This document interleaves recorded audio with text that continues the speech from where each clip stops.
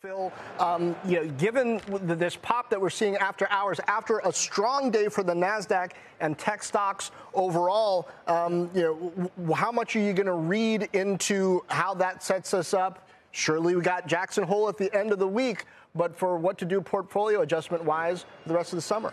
Yeah, John, we're not underweight stocks here, okay? I think if the economy avoids recession, which we expect that it will, we only have a 20% chance of recession over the next 6 to 9 months, combined with a Fed that can actually pause interest rate hikes, I think that's a really supportive environment for stocks. So we don't want to be underweight. But there is a really important opportunity, John, which we've spoken about before, that remains in the front end of the U.S. yield curve, where we can get about 8% in yield, in high quality, high yield, which looks exactly like the long-term capital market assumption for stocks, but with less risk. So again, we don't want to be underweight stocks. I think that would be a mistake in a world where the U.S. economy avoids recession, but we are looking for better ways for risk-adjusted return, and the yield play is really important there. And as far as the tech story goes, John, this is all the same story. If we continue to march higher in rates or multiple hikes have to happen, I don't care what the name of your stock is in tech,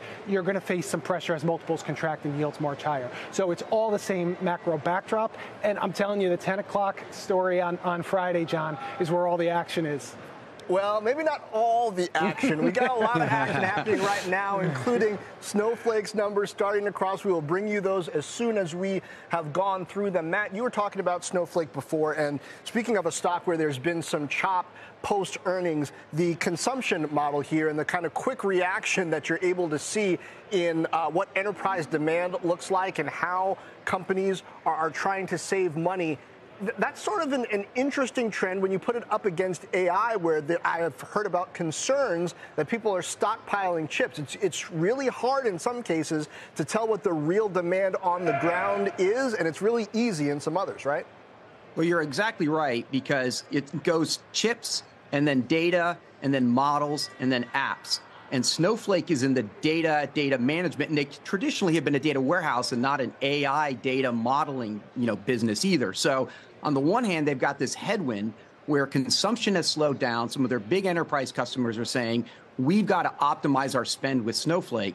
But all of these customers, and we just did a survey, over 400 recent earnings reports, on average, 6 times in every one of those, whether it's a tech company or a non-tech company, they're mentioning AI 6 times in their Q2 earnings.